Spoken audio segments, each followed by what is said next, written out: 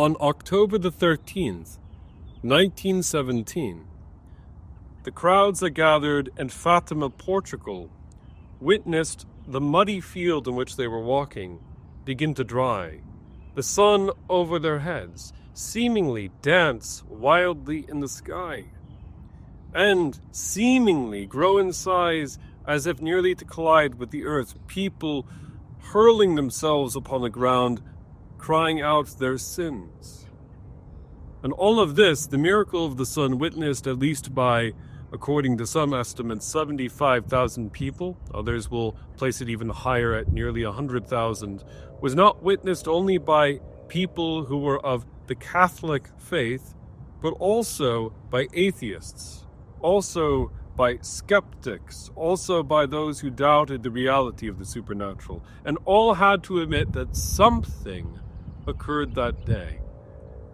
Most recognized that the undeniably supernatural had occurred that day.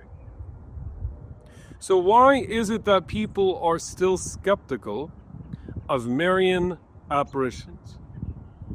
Well, for one, it may seem unusual in a day of electricity, of smartphones, of modern transportation, that we would still have interventions from heaven. And yet, not only does the human heart crave these, desire them, but also too, God is willing to provide them. Miracles still occur in Lourdes, France to this day. Miracles are still occurring at shrines associated with Padre Pio, the Italian stigmatist mystic, and of course, shrines associated with Our Lady of Medjugorje of controversy in the modern times, where Mary is still supposedly appearing. I believe personally that she is. And yet, there is still skepticism. Why? On one hand, there is a sense in which even the crowds who saw Jesus and hailed him with the words Hosanna were quick to turn on him when he was no longer socially convenient. When the my will be done mentality of the people was being questioned by the thy will be done mentality offered by this way offered through Jesus. The other is, quite frankly, there is still a lot of anti-Marian bigotry, to put it bluntly. As many of you know, I am a vicar in the evangelical Lutheran tradition. I prefer the title evangelical Catholic tradition, in which there still is residual anti-Catholicism from the 16th and even 19th centuries, although the previous century was more friendly as we stood against communism. And this is a shame because Mary appears in the pages of the Holy Bible before you get to the universality of honoring her in Christian tradition. She appears in the pages of the Holy Bible as the Queen Mother interceding at Cana of Galilee before her son, the king, like every Israeli Queen Mother would, in order to offer favor for the people. The king in ancient Israel was polygamous. He had many wives, and therefore the queen was usually his mother, starting with Bathsheba, the mother of Solomon. We hear of in 1 Kings. And from that time forward, she acted in a intercessory role.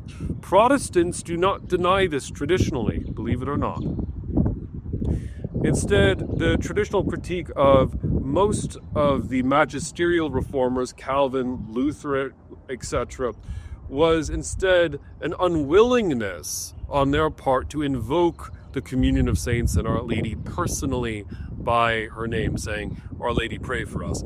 And this had more to do with an excessive, inappropriate understanding of the communion of saints that occurred in the 16th century than it does with modern practice, which of course I think is beautifully moderated in Rome's catechism. But no matter our perspective, one thing is clear. We cannot deny the miracle of the sun. We cannot deny that the miracles at Lourdes still to this day happen. And we cannot deny that Mary is interceding along with the communion of saints in heaven. Read the book of Revelation. How we interpret how this affects how we pray between Protestants and Catholics, and the Orthodox share the Roman tradition and the sense of calling on the saints directly, is secondary to the reality that we should stand in awe that our Ima is still playing a significant role in the body of Christ. Ima is mother in Hebrew. And that's what we hear at the foot of the cross, spoken by Jesus himself to John. Woman, behold your son. Son, behold your mother. I would encourage Protestants, Catholics, and Orthodox watching this not to take my word for it, but to begin your own study into the meaning of why these Marian apparitions are important. And please check out more details on this channel, Book and Spade, that go into some of the unusual and fascinating materials that contained in these apparitions, which, while adiaphora, still allow us to draw deeper to God's holy and inerrant word contained in Scripture above all. In the name of the Father, and of the Son, and of the Holy Spirit.